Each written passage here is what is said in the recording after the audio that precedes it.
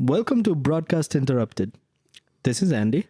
And this is Chirag. Hi, Chirag. Hi, man. What are we doing here, Chirag? We're trying to put together a podcast series called Broadcast Interrupted, which is basically about knocking on people's doors. Mm-hmm. Not literally. It's about bringing people in from diverse backgrounds and learning to ask them good questions and understanding how they practice their profession. And sometimes also multiple curiosities that these people might have. Oh, yeah, of course. I mean, if we are able to, as architects, talk to these people about the kind of work that they do, and also discuss the nuances of their work, I think that's what the podcast is going to be about. Sounds good. So do you want to tell everyone who our first guest is? Yes. Our first guest on the podcast is Hannah Schassner. Hannah Schassner is a theater director, writer from Frankfurt. She's based in Frankfurt am Main in Germany. The enthusiastic, energetic theater director from Frankfurt who loves to talk about absolutely everything and has a unique perspective on everything that she works on. Yes, that Hannah Schassner. I like your description. She is like quite a bit like that. As you can tell, she's also a very dear friend of ours. I think I met Hannah a year and a half ago, somewhere around that time, in the architecture and sort of creative community of Frankfurt. Mm-hmm. I think I recall one of our first conversations was about one of her pieces that got me really thinking, because it was a piece that had a structure of a house placed on the stage, or the theater stage, and she had the audience sit inside that house while the play was played around them. Yeah. And the way she described it back then got us talking about many different things. Yeah, and I'm really happy that we got to discuss Heilig Blute, the play in question here, on the podcast in great detail. Yes. And she went through all the aspects of putting together that house which sits on the stage, the experience of the audience. And I think it was a lot of fun having that conversation with her. I also think what was really interesting is the conversation that we had about the one play that both of us have seen. Yes. Which we've actually seen. That's Kleine Leute. And I think dude, it's just two people on stage performing, but the whole play or the whole piece is so captivating and so immersive. Yeah, the performances were really powerful. I saw them on two different occasions. In fact, two different casts, maybe. But yes, the piece, the script, the set, while being so busy aesthetically, was so immersive. Yeah, I think I loved the performance. And I'm also super happy that we discussed that also on the podcast. I mean, we discussed so many things on that podcast. It went, I think, way over 2.5 hours. Yes. The complete discussion. I also think what I really like about Hannah is this, that she has such a unique perspective, not just on theater, but also on architecture, because she's constantly working with these kind of architectural effects and motives. Yeah. And motives in her play, in her pieces, and constantly negotiating these ideas. I think I love her work. I know you love it too. Same here. Yeah. So I think let's get right into it. This podcast with Hannah Schassner might be released over 2 parts. And for everyone out there, welcome to Broadcast Interrupted. This podcast is available on YouTube, Spotify, Apple Podcasts, Podbean, and a few other podcast hosting websites. Please like it, share it, and most importantly, let us know what you think. Thank you. Let's do it. Let's start with how many years have you been doing theater for? Wow. Okay. How many years? I'm 32 now. If you're asking me since when I'm doing theater, I need to answer since 30 years. Okay. Oh, nice. But when you ask me how long I'm doing professional theater, I would say like 11 years. Okay. I think we can go with a... Both answers are really important, actually. Yeah. I think it's... I would take both of them. I would say somewhere between 11 and 30 years is where we've been doing theater per se. And what are you working on currently? Oh, I'm working on, let's say, 4 different pieces. I'm working on a piece about depression and suicide. I'm working on a piece about flying. I'm working on a piece about the paradise. And I'm working on a piece about hatred.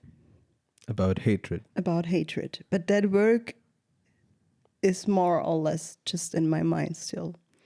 So I can surprise it myself with it. It's just an idea. Okay. I mean, what Andy and I both saw together, one of the pieces that you did was Kleine Leute. Yeah. And I think it was absolutely amazing. Because for me, at least, I was for those 2 hours, I would say, or 1.5 hours. That's the kind of duration.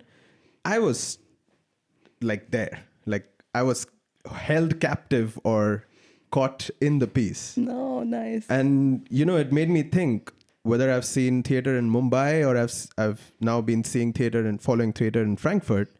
The experience of theater is always so captivating and immersive. What do you think kind of makes it this captivating and immersive experience? Well, I guess that's sharing a room with each other. I guess it is smelling the sweat of each other. It is it is questioning yourself if you're really there with each other. And it's the difference between stage and audience. Like in a Adorno way of thinking, like this relationships between 2 parts, like that the audience is created by the stage and the stage is created by the audience. And that tension in one room, I guess that's making a theater like. When you say that, I have to bring up one interesting thing that I thought you did in Kleine Leute. There is this, can you first, let's have you say a little bit about Kleine Leute and just the characters. I try. Well, Kleine Leute was a piece about the angel of history who came to Frankfurt to tell the stories of Kleine Leute. I guess the translation might be small people, like normal people. And he's finding a director. Hedwig is her name. And she's also interested in telling history out of the perspective of Kleine Leute. And the 2 of them are like creating now a theater evening roundabout how to tell and represent Kleine Leute in theater, while theater in itself is making large people out of Kleine Leute because the frame of theater makes them like important. And that was actually the found setting of the idea. And we see the 2 rehearse together. And I guess the funny or the nice and really amazing trick that we use is that a lot of people really thought that the rehearsal went wrong or that the show went wrong, because the idea was to show a performance, the start of a performance, and then the interruption. And the interruption was part of the piece. And I guess that idea to be part of a failure was my most like the the thought I loved the most when it came to that piece, that there might be that question, is it really happening now or is it planned happening now? So playing with doubt, basically. Yeah. Yeah, and I think where this situation gets heightened is the scene I was wanting to discuss, is that aspect where the director character and this angel character, from the director facing her back to the audience and then the angel sitting in front, at some moment they turn around, he climbs into the audience, and then the director comes and sits literally in front on the stage and is instructing the actor, so to say. But here the key difference is that the actor and the audience the stage and the audience kind of collapse into one, they just kind of merge. And I thought that for me was like, because at that point I felt kind of like I'm on the spot. Is she giving me some it was something like on those notes. Yes, it was the idea of a circle. For me also, the directing of that piece was really, really much about the space and the room, because the idea was that the angel, when he first came, was coming from behind the stage, and he found his way to the stage, and the director was here. And the idea was that they change. The director is here, and the angel is going there, and, well, that's the circle that we're not showing, but they will meet again. And also the audience is taking with the angel. So there will be that circle after all. And because actually the piece was about the fact that history repeats itself, I guess. The angel's idea was to warn people about, fascism, for example, in that special moment. Okay. What do you do when the play is being performed? Something like Kleine Leute, for that matter. What are you doing at that time? While my actors are playing, I do so many different things. She just stares at them angrily amidst a at all points of time. No, well, in that special case, I actively gave text. That was part of the idea, that also there's that second level of me correcting what happens while Hedwig is correcting the angel, so to make like that circle of correcting history. Yeah. That actually was the idea. That's why while that piece in special, I really actively corrected them.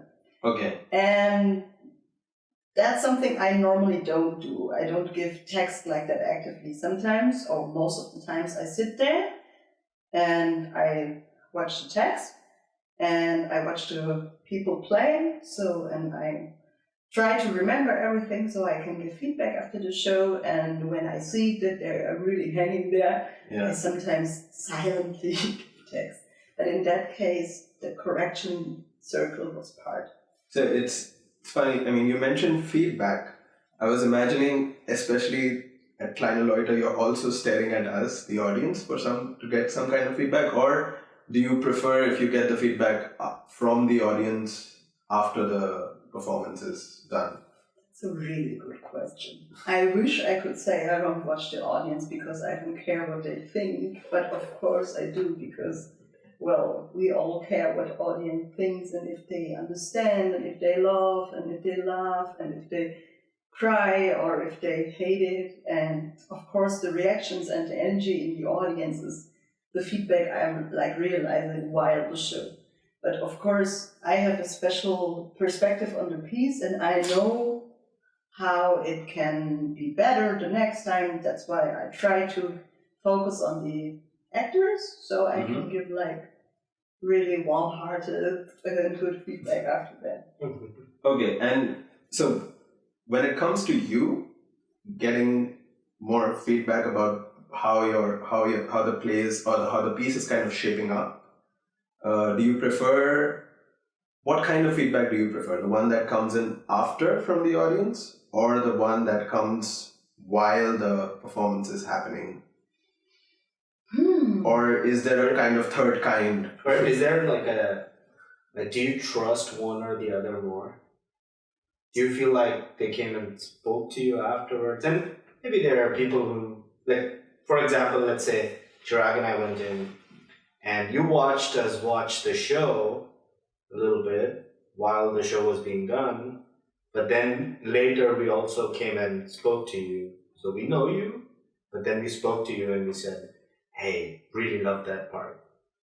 That's what it did to me. And you're thinking, yeah, but you were really, really sort of focused on some other part too. No, I can't say it in that detail. I need to say. Okay. I think I like both, but more important to be true is like realizing if the energy that I might have felt while the show is like doubled in the feedback or not. Maybe. So I need both. But also when I watch audience watching pieces, I also need to think about myself, because a lot of times actors tell me after the show, you didn't like it, don't you? You looked so mad all the time. And I was like, oh no, it was a nice show. And then I think, oh, okay, I know how I look when I'm concentrated. So that's why I tend not to watch audience, because I don't want to have aren't you laughing? This was a funny joke. Well, I need to say that a lot of things that I find funny, the audience doesn't. But I think that sometimes you find stuff funny because there are some insider jokes from the rehearsals, and that you flashback to these moments by the rehearsals. Like, for example, I made a piece in the year 2018, it's called Heilig Blute, and there was a scene that we couldn't rehearse till the first show that we had. Really? No, because the actor, Christoph, he's such an experienced actor, and he was so crazy about that one scene, and he could not do it without getting like a laughing attack. And he was like, I never had that it's not possible for me to play that scene. And always when we rehearsed that scene, like the half of the scene, and you saw then he was, and everybody else on the stage was like starting to laugh. And I remember that when we had the premiere, I was like, okay, they will do it. It will work. And the thing is, it worked. And the moment that it was done, the scene, they all started laughing because I realized we just made it. This is the first time that it happened. It was like, can you believe this? No, it was really, that was so funny text, and the form how we arranged it, like really dry. The text was so funny, but the tone of the actors was so dry, and that made it really funny. It's a funny situation. Yeah. Speaking about architecture, then what kind of a theater architecture do you prefer, or do you think is good? Oh, yeah. I love to direct in a space that is at least getting me the idea of I can do whatever I want there. So, for example, if you would ask me, hey, I have a lot of money, I want to design a theater for you, I would say, like, find a space, an area where it doesn't look as if there would be a theater at all, and create a theater that welcomes the people to go in, not with a lot of columns, maybe glass, that everything is visible, and then design a room, a theater space that can be empty. And everything that is like, everything else should be like a plug-in, like mobile plugs that you can set there, sit there, sit there, sit there, sit there. Because the empty space is the most inspiring for me. I like to be free when I think about how should I design it here or install the stage here. Yeah. And it's also always another sort of access to the script itself, I guess. You're looking at the script and you're saying, I'm going to have to represent some of this formally, and how much of it. So if the script has a house in it, doesn't mean you're going to build a house really the way a house should be or something like that. Yes, and it also sometimes is like that. I have an idea for a piece, and I think about the idea, and that sometimes I say I can't do it in that theater because the theater space itself is giving so much interpretation on it. So, for example, the Heilig Blute Inszenierung could not have happened anywhere else except from the Landungsbrücken. Of course, I could have installed it in the real theater places, but it would be so absurd to install the house where the audience sits in the house, and outside there is the large constellation where normally people sit and watch on the stage. So that would be like, yeah, it would be so weird. That's why, for example, that how Heilig Blut, for me, it was quite clear when I want to play it somewhere else, I will ask if we can play it outside, for example, not in a classical theater or in industrial houses or stuff like. Because of the light. It's nice to have light. Yeah. But we also had the idea to play it really without any technique except from sound, really on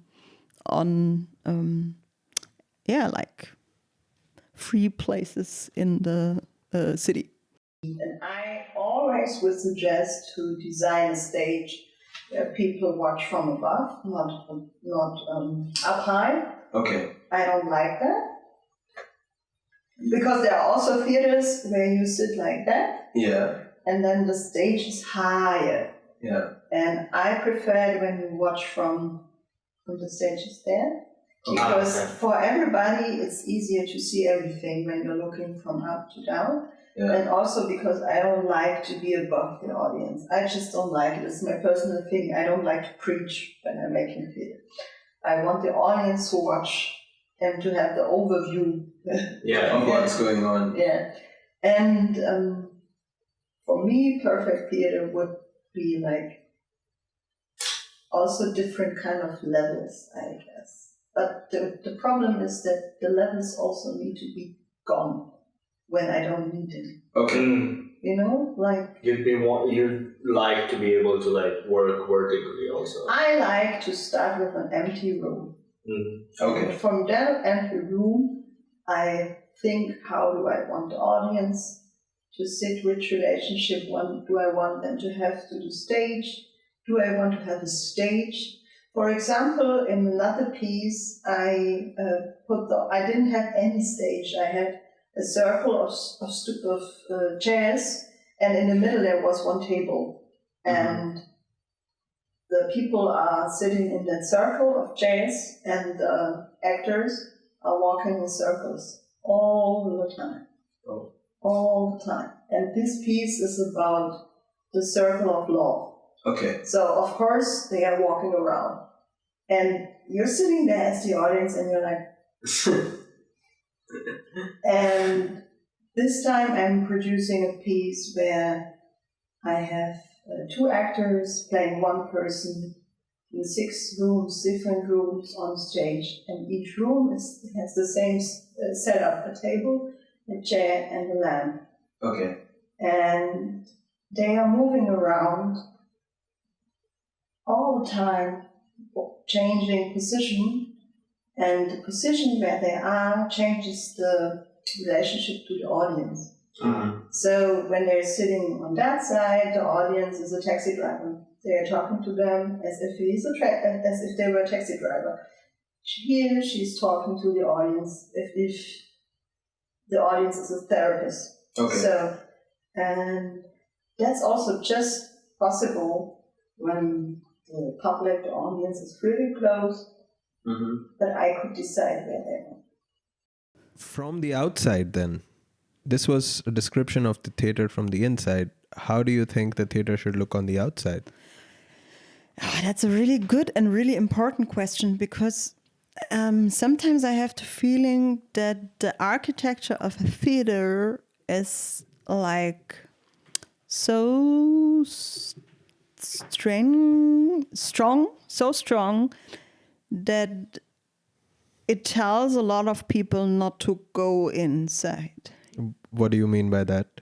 I mean, like, it looks so classy or impressive and old and traditional, and it looks so holy. Yeah. That I would like search for architecture that is not that holy.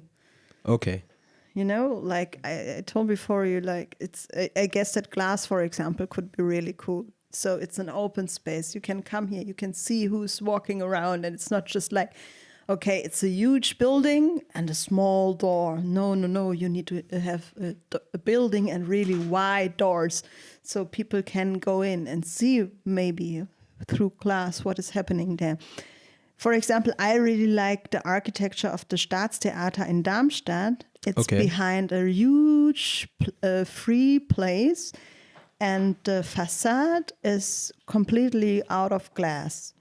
Okay. So there is the potential to be welcoming. I don't know if it really happens, or if it really in the city is like giving the feeling that it's welcoming people. But the architecture itself seems for me the right step. Where in Frankfurt do you think? Which neighborhood in Frankfurt do you think? First of all, would it be in Frankfurt? Yeah. Or in Schwabenländle? Oh, I don't have any connections there anymore. Well, I don't know. In Frankfurt, to be true, there are a lot of theaters. The problem is that most of the theaters nobody knows, or just the special fans know about the theaters. And I guess what is missing in Frankfurt is a huge place for children's pieces and children theater. But they are in planning it and rewriting an old building to become a place for children and youth theater. So I hope that this will take place, that they are creating that, because there is a nice children's theater in Frankfurt, but it's so small. And that means for also that theater that there are just like 100 spaces, 100 audience places. But the thing is, of course, when groups are coming, and just imagine 500 kids in one room watching one piece, that could be so cool. And yeah, that's why the scene is searching for a bigger place for children and youth theater. And the question was, where would I install a theater? Maybe Rödelheim. Don't ask me why. Okay. I think it's because it's one of the areas where actually no theater is till now. And it's a really, really sweet and nice and somehow like a small village in Frankfurt. Oh, okay. Yeah. And yeah. So Rödelheim is S4, S5? No. Which remember, line? But I've been there once. Even I've been there once, yeah. And I like it. It's a beautiful place. I like it a lot. And there is a Hausen, and in Hausen there are theater or culture places. But Rödelheim, yeah. But I needed to think about it, okay? Mm-hmm. You also work with kids, like with children? Mm-hmm. What kind of work do you do with them? Oh, so many I believe different. the project is called X and Y. That's one of the plays, I guess. That's one of the... Wir so. Yeah. So. Yeah. Yeah, I work with We give kids. nicknames to your plays. Yeah. I work with kids, and I also direct pieces for kids. Yeah. But you want to talk about that? Both. Okay. When I work with kids, I do a project and I plan it, and it always comes to be different. Mm-hmm. And that's the best thing about working with kids and teens, that you have an idea because you wrote some text to get money for the project, and then you're realizing, oh, that has nothing to do with the reality of the people I'm working with. Let's I'm really happy that I'm not that, but it needs to be like that. And they are giving me so much energy. And to be true, if I would not work with kids or teens, I don't know if I could really survive in the theater machinery, because we are producing. And it's also a sort of experiment ground for you, like you test a lot of your ideas and thoughts. No, I don't feel it like I'm testing, but to be true, I'm testing without feeling I'm testing, because the kids give me the form out of their own. So if I plan and we're doing that piece this time, and then they say we could do it like that. And I'm like, oh, we could do it like that. And when I'm working for kids, I did my first I did my first piece for small kids last year, 2002, at Theaterhaus. Before, I just directed for teenagers, 14, 16, and that was for the first time, or not the second time, where I made a piece that should be before kids around about 4, 5, 6 years old. And therefore, I realized I love forms.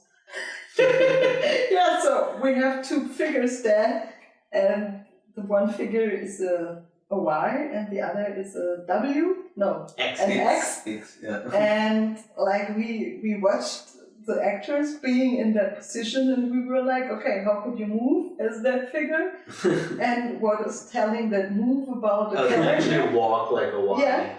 So they can't split their legs. The W, the Y is jumping. Okay. All the time, hopping. And the X is that. Okay. And it's like really, moving a stair. Yeah, all the time. And out of that movement, we created characters. Right. For example, that X, he's a little bit slow.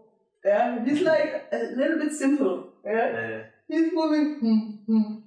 And the Y is always okay, go. Really nervous and also a little bit exhausting. And these two, they meet each other and they're like, who are you? Who are you? You're looking like me, but also not. You're looking like me when I just look one half of you. Yeah. You're strange. So there's that sentence, for example, the X says about the Y. When I look at it from the half on top, he's looking quite normal. But down there, he's so strange. So actually, it's a piece about the individuality of each person. And we're showing that as an example. Through something that is completely ubiquitous, X and Y, it's literally everywhere. Yeah.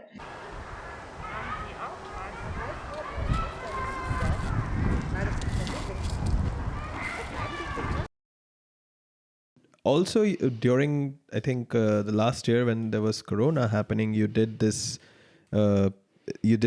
small project where you said there were these guaranteed mail back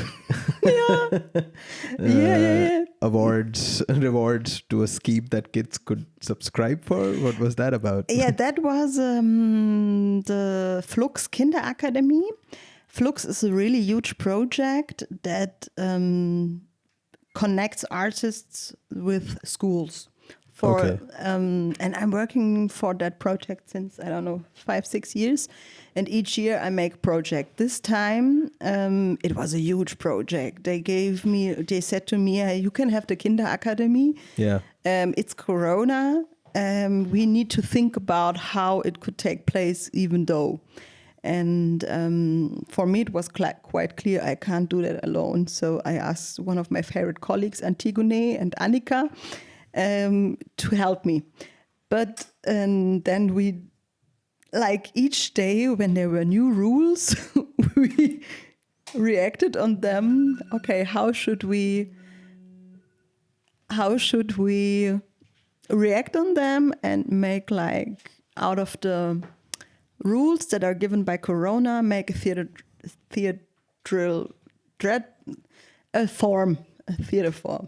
So, and what you're asking about was the idea, because it was about good news. The idea was to search for energies, how in these times where you have the feeling that bad news are everywhere and they are having so much pressure on your body, how to save and protect the good news that you get each day, because there are good news. For example, my roommate smiling at me. Yeah, that's a good news for me. Just personal, really personal feeling.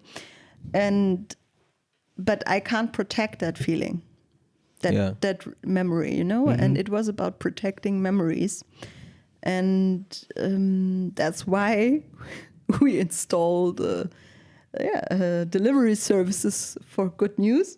And I found like addresses from all the world. People around me sent me their addresses, and the kids like wrote postcards with their good news. But it was really important for the project that it's not just a one-way street, you know, that kids are giving good news, sharing everything and not getting something back. So that's why one of the rules in that case was like, when you're part of the project and kids will send you good news, there's the guarantee for them that they will get good news back. And that's why the name of the delivery service was Good News Delivery Service with Good News Back Guarantee.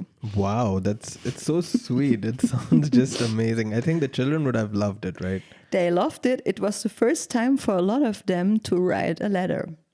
Yeah, with all the phones and devices that they are... Yeah, the teacher once, after that letter writing took place in the school, she called me and she said, like, you're giving me the most funny lesson I ever had, because I gave the kids the envelopes and the stamps, and then they started writing the addresses somewhere, and she was like, no. It has to go in the middle of the envelope. And she was so sweet. Anina, her name. Oh, she's a really great teacher, and she's really good in supporting artists with connecting to schools and school projects. Yeah, and the idea was to find a translation for internet to be true. Because the idea of networks, you know, because everybody knows how internet functions. Mm-hmm. And the idea was, because it was about feelings and not about, it was about especially not to use the internet. Mm-hmm. And that's why we installed these old-fashioned retro analog idea of writing letters. And the kids loved it, especially they loved when they got back letters. Of course they did. It was a gift, and that's actually so nice, because the gift itself was the fact that there was something coming back. Okay. And so actually all is about communication, you know? Yeah, kind of also slowing it down in a way, the communication, no? Sort of not having this instant message idea that you're going to send this letter out and there's a guarantee that you're going to get a good news back. And we're going to have to wait and watch how this project comes along. Yeah, there's now a film that is produced based on the project. Oh. And we had, because we knew that it might be really hard to have a live performance, because we didn't know if it could take place. It took place because we played our live performance. Well, the kids played their live performance outside, 8 degrees, for another glass, 8 degrees, standing there, watching the performance. But because we didn't know if that could take place, we organized a film artist, Jana, and she was in the project too. And then she generated a lot of film material. And out of that film material and out of other film material and out of material that the kids themselves designed and produced, Annika, one of the artists in the project, is creating a film now. It's half documentary, half atmospheric, I need to say. It's not about showing what we all did in the project. It's more about like, look, that's the vibe of the project. And that's how, okay. It must be interesting if we can find it on public domain, the film itself. Is it gonna, what is it? Is it like a production from the city, from the company, or? It's the production of the project, Flux. Okay. And it will just be published on the internet page of the school, because of course, and that's something that is so important, but also sometimes makes my work really hard. The protection of the data of the kids is so important. Their face should not be everywhere. Yeah. They are kids. So before you are able to film kids, you have to have a 2-week procedure with asking parents and they having letters to write, and then to think, okay, how could we manage that the kids who want their project to be seen, that's the thing, but also the idea of protecting them from being seen from the wrong persons. It's a really complicated and really important organization tool, and I just learned so much about data protection the last half a year, because of course of Corona I needed to work a lot with digital media and film, and when it comes to that you need to think about protection of data, of course. All right. So moving to a slightly different topic, your master's thesis was on the movie Four Lions. Yeah. So, you did research. So we sat down. Yeah, it was the most fun research. Just watching this movie again. I rewatched this movie yesterday, and there was something about it. I mean, the movie is hilarious. I found it like some of the scenes are just amazing. What do you mean? Yeah. When they do those surveillance things and stuff like that. Anti-surveillance. But towards the end, I felt this deep sadness It's somehow. so sad. How it kind of, to what it leads towards the end. Sad. Not trying to give out spoilers, but it's been out since very long. So you want to talk a little bit about your master thesis project? What were you trying to do in that? Yeah, I can try. It's a really long time. It was like I wrote it 2014. And the title of my thesis was Heil Jihad, my dear. Hail Jihad, my dear. Okay. Yeah, and the subtitle was How to Criticize in Art except from criticizing an art. How to criticize an art except for criticizing the artist or the art itself. No. It was how to criticize with art without criticizing with art. Okay. All right. It's a complicated structure. In German, it's Kritik jenseits von Kritik. It's a little bit more complicated in English for me. I was curious about a really political topic in that moment when I wrote it. I was really researching in religious extremism. Okay. And I came to that interest because I was a director's assistant for a really, really great show, 2011, I think. Radikal Extrem Hoch 2. That was the title of the piece.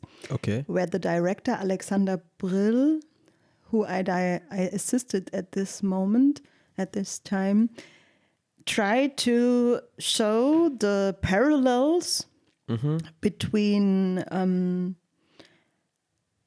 German nationalism and Islamistic radical religious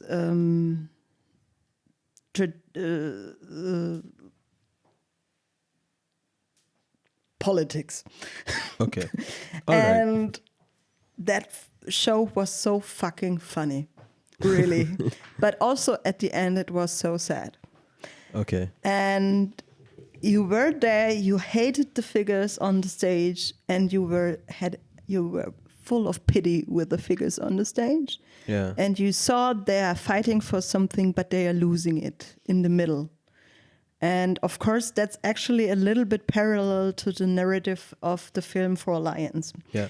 And for me, it was interesting to compare the medium film with the medium theater. Mm-hmm. And even though they are trying the same. And what was the same was the really absurd humor that both of those medium can reproduce. And that's why I connected these two, the film and the theater piece, with the topic and the idea that how these two mediums or these two examples use humor to criticize their objects, the figures. Is the trick is to feel like to use humor to feel pity. And not just feeling pity because someone is falling over a banana peel, but to feel pity because you see that, no, I need to write it different, that when the audience starts laughing about people, yeah, ha ha ha, he's so stupid, and the audience ends with crying about themselves. That was actually the thesis. So it's a kind of a strategy, a humor strategy. So I used the master thesis to analyze a humor strategy which would be political in a more artistic or more clever way than just being satire, for example, or parody. Okay. Like that they always, it's actually about the moment where you feel like I want to laugh, but I can't anymore. And when I laugh, I don't laugh about the figures anymore. I laugh about myself because kind of. I am not able to find my place here anymore. That was the master thesis about. It kind of induces a reflection of the self, or it makes you sort of. It was the master thesis was actually in the theater field. You are calling it rezeptionsbasiert. Okay. It was more about what is the feeling when you watch it, and not about how is it done. So then I think it is very interesting then to just quickly maybe we think about this, is that the same strategy that you describe, something that I felt when I watched Four Lions too, in a way, I was laughing at the start and then towards the end there was no more laughter. It was either deeply saddening and so on. Yeah, and you didn't find your place anymore. That's what I like, is that in the first time, you're like, I can laugh about these guys. And at the end, you think, who am I when I'm not able to laugh about these guys anymore? And that's like you're shocked in your own position as a person who is watching it. In theater, the audience can manipulate what happens through their presence. And for example, if they don't laugh, the actors will realize that, and that will change everything. Okay. Is that a sign of a good actor or a bad actor? A bad actor will start responding to the audience's manipulations. Not active manipulation. I'm not talking about hecklers. No. I mean, like I, for example, for me, what I really hate when I watch my actors reacting. For example, well, to be true, when you play something funny and audience laughs, that's the best gift you can get as a person on stage. But if you realize that they are laughing a lot and then playing more, that because that gives you a good feeling, and then like dopamine fix. producing as well, like manipulating each other. Yeah. And for me, most of the time, we're not having a show here. It's not, reaction is good, but never play for the reaction of the audience. Always play for the reaction of the figure. And you want to kind of always tend towards engaging the audience conceptually more than engaging them directly like that, like responding to their laughter. In a Totally so based on the concept that you search. Okay. But I always have the feeling that when you're like writing, when it comes to, for example, laughing in a room, that's releasing, It can be releasing in so many different ways. And when you produce laughters because the audience will laugh, you are also allowing them to release. And sometimes the idea is that you're not allowing to release in that moment. So then I see like, don't produce humor here, don't produce laughter here. Just keep it simple and don't produce it. It needs to be nuanced. It has to be very controlled, but at the same time. Yeah, but that's also what makes the job of an actor and actress so hard, because every director is telling you, do what I told you, but do what you feel on stage. And it's like, okay. So in the same moment I'm telling, don't produce for the audience, and in the same moment you always can react on the audience. And who can do what? Well, it's like walking a tightrope. It's a very and that's the situation. So sorry, I just wanted to ask: has an actor ever told you that I don't feel what you're telling me to do? Yeah, of course, but in rehearsals. Okay. There were moments when actors told me, I can do that now, but I should know why. And then you're trying to find out how can we create an impulse for the actor. Because sometimes, of course, it's like I have an idea and I want to see it. And sometimes I also work with pictures. You're trying to discover it. Yeah, and that's why, you are here and we should end in that picture, because I'm like in love with the idea that you're, for example, in Kleine Leute, I'm in love with the idea that you're here in the books. But she was there. And then I said, go down there. And she was like, why? And I was like, okay, let us talk about it. We need to talk. And then she said like, okay. And I was like, okay, what happened before? How can we figure out an impulse for her, an inner impulse to do that? Because Hannah wants to see the picture. So that's the job of being a director. Yeah. That's the job, making decisions and creating impulses for people. Because 90% of the impulses the actors can do on their own. But sometimes when you as a director have a crazy idea, because you just want to see that picture, you need to help, of course, because actors are having a completely different view on what they do than you do from the outside. So, there we go, guys. That was part 1 of our conversation with Hannah Schassner. We hope you really liked it, and stay tuned for part 2. Follow us on Instagram at broadcast.interrupted for more updates on all our upcoming episodes. See you on the flip side. ciao.